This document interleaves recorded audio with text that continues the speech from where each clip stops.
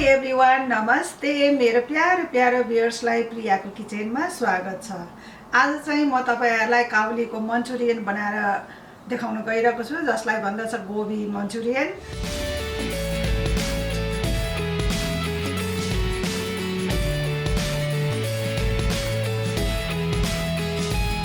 र अब यो कसरी बनाइन्छ अब सुरु गरौँ है। मैले चाहिँ एउटा काउली अलमोस्ट 4 LB को थियो, त्यो लिएको छु मैले। यसलाई धुई पखाली काटेर मैले राखेको छु र अब यसको लागि चाहिँ मैले एउटा ब्याटर तयार गर्नुपर्छ। त्यसको लागि चाहिँ मैले यो एउटा बल लिएको छु र यसमा मैले अल पर्पज फ्लावर यो 3/4 कप लिएको छु। यो यसमा राखिदिउँ। त्यसपछि मैले कर्न स्टार्च 3/4 लिएको छु, यो पनि। अनि मैले राइस फ्लावर चाहिँ 1/4 लिएको छु, यो पनि हालिदिउँ। तीनवटै यसमा मिक्स गरिदिउँ। यो चामलको पिठो र यो कर्न फ्लावरले चाहिँ क्रिस्पी हुन्छ, त्यसैले यो हाल्नुपर्छ। र यसमा हाल्नको लागि चाहिँ मैले यस प्रकार मसला लिएको छु। सानो चम्चाले 1 चम्चा बेसार लिएको छु। ठुलो टेबल चम्चाले चाहिँ मैले यो पिरो नहुने खोर्सानीको पाउडर लिएको छु र सानो चम्चाले 1 चम्चा पिरो हुने खोर्सानीको पाउडर लिएको छु। यो सबै हामीले अब यसमा राखिदिनु पर्छ।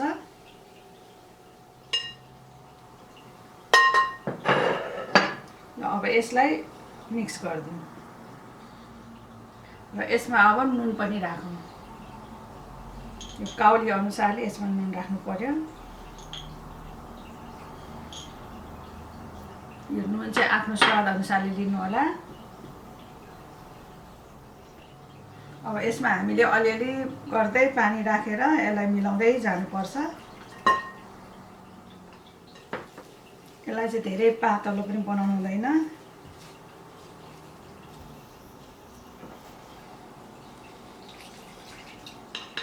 यसलाई म यो यसको हेल्पले चाहिँ म यसलाई मिलाउँछु।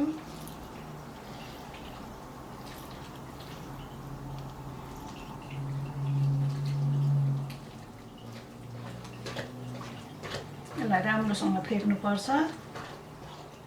अब यो मेरो ब्याटर तयार भइसक्यो। योभन्दा पातलो बनाउनु हुँदैन। अब यसमा यो सबै हामीले काउली राखिदिउँ। यसमा अब यसलाई हामीले मिलाउनुभन्दा अगाडि चाहिँ म हिटलाई अन गर्छु र तेल तताउँदै गर्छु। मिडियममा राखेर तेल तताउँदैछु। अब यसलाई राम्रोसँग मिलाइदिउँ सबै काउलीमा यो ब्याटर। यो जाडोको सिजनको यो काउली एकदम मिठो हुन्छ। यो मन्चुरियन त झन् असाध्यै मिठो हुन्छ यो काउलीको मन्चुरियन। अब सबै ब्याटरलाई मैले काउलीमा मिक्स गरिसकेँ। अब तेल तातेपछि चाहिँ यसलाई हामीले फ्राई गर्नुपर्छ। तेल पनि तातिसकेको छ। अब यसलाई फ्राई गरौँ।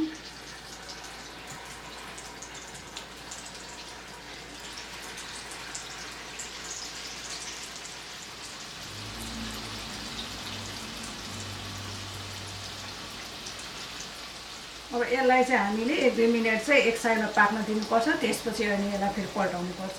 ल अब 2 मिनट पनि हुन लाग्यो। अब यसलाई हामीले हेरेर पल्टाउनु पर्छ।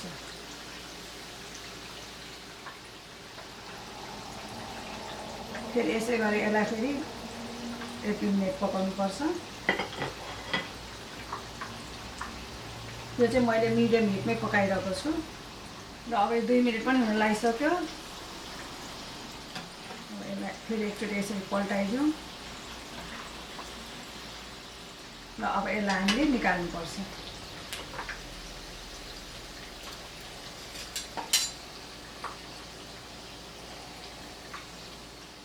अब एकछिन फेरि यो तेललाई तातिनु दिउँ र अब यसमा फेरि राख्दै जाउँ हामीहरू।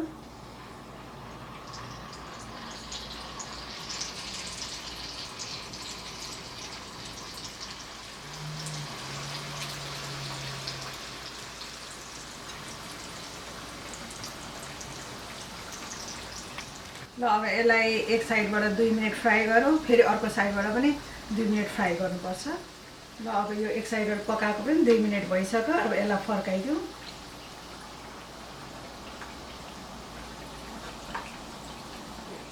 ल अब यो अर्को साइडबाट पनि 2 मिनट फ्राई गरौँ। एकातिरबाट फेरि 2 मिनट भइसक्यो।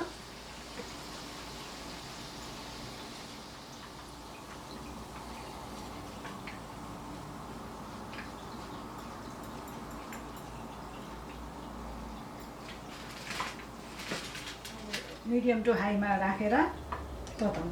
यो बबल्स अलिक कम भएपछि अनि फेरि राख्नुपर्छ हामीले। फेरि हिटलाई मिडियममा राखौँ र यो लास्ट मेरो अब यति चाहिँ राख्नुपर्ने। अब यसलाई पनि राख्दैछौँ।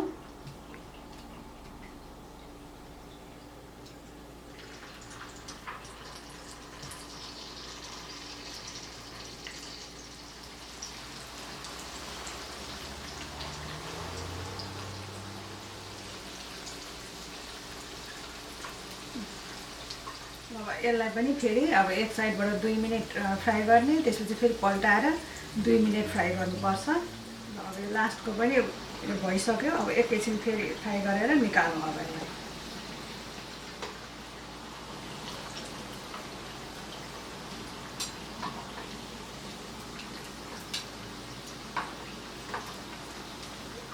अब म हिटलाई चाहिँ अब हाई हिटमा राख्छु।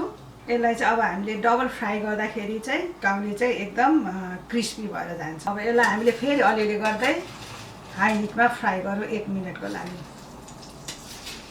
यो हाई हिटमा फ्राई गरेको पनि 1 मिनट भइसक्यो। अब यसलाई हामीले निकाल्नुपर्छ। यस्तो कस्तो राम्रो क्रिस्पी भएको यो आवाज आएको छ। एकदम राम्रो भएको छ यो। यसलाई फेरि तेललाई चाहिँ फेरि हामीले तातिन दिनुपर्छ। अब अर्को ब्याच पनि हामीले फेरि राख्नुपर्छ। यसलाई पनि हामीले 1 मिनट हाई हिटमा नै फ्राई गर्नुपर्छ। अब यो पकाएको पनि हामीले 1 मिनट भइसक्यो। अब यसलाई पनि निकाल्नुपर्छ। मैले चाहिँ यसलाई फेरि अर्को प्लेटमा सारेँ। पहिला चाहिँ मैले तलमा राखेको थिएँ। कस्तो राम्रो क्रिस्पी भएको छ।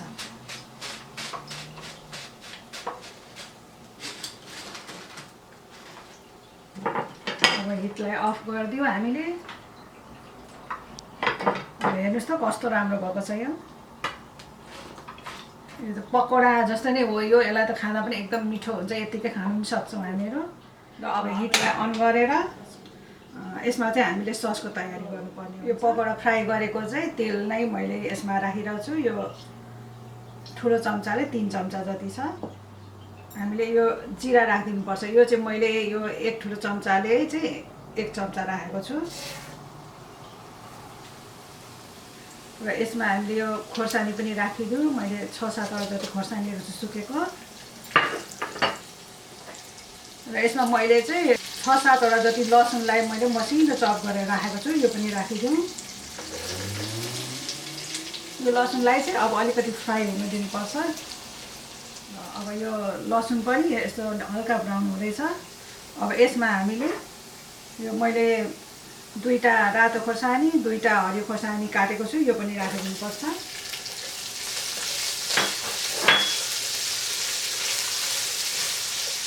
अब यसमा चाहिँ मैले यो 1/4 सोया सस लिएको छु। यो राखिदिउँ। अनि मैले यो 1 टेबलस्पुन यो भिनेगर लिएको छु। यो पनि हालिदिउँ। अब मैले यो चाहिँ हट सस हो। यो चिल्ली गार्लिक टोमेटो मिक्स भएको यो हट सस हो। यो पनि 1/4 लिएको छु। त्यो पनि यसमा हालिदिउँ। अनि हाफ कप मैले टोमेटो केचप लिएको छु। यो पनि यसमा राखिदिउँ। अब यसलाई सबै चलाउँ राम्रोसँग। अब म यसलाई चाहिँ मिडियम टु लो हिटमा राखेर एकछिन पकाउँछु। त्यतिन्जेलसम्म चाहिँ म यो कर्न स्टार्च लिएको छु। मैले यो 1/4 कप छ यो कर्न स्टार्च। यसमा अलिकति पानी राखेर यसलाई मिलाउँछु म। अब यसलाई पनि यो ससमा हामीले राखिदिनुपर्छ।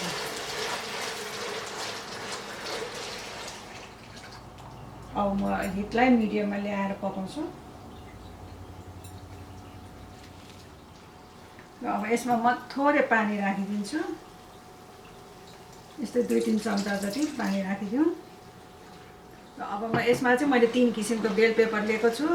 यो येलो, ग्रिन, रेडलाई अब यो 3वटालाई यसमा राखिदिउँ।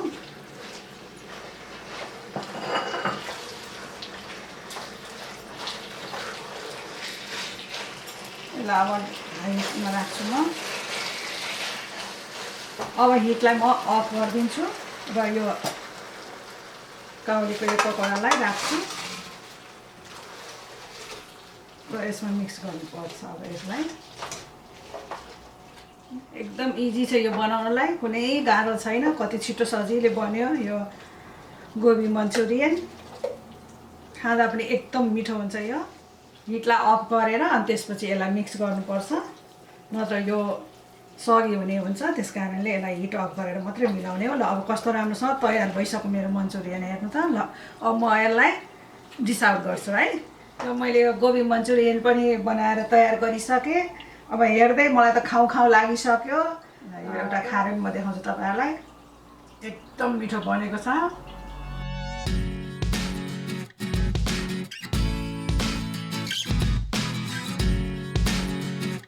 र यो तपाईँहरूले पनि ट्राई गर्नुहोस्, खानुहोस्, आफ्नो परिवारलाई पनि खुवाउनुहोस्।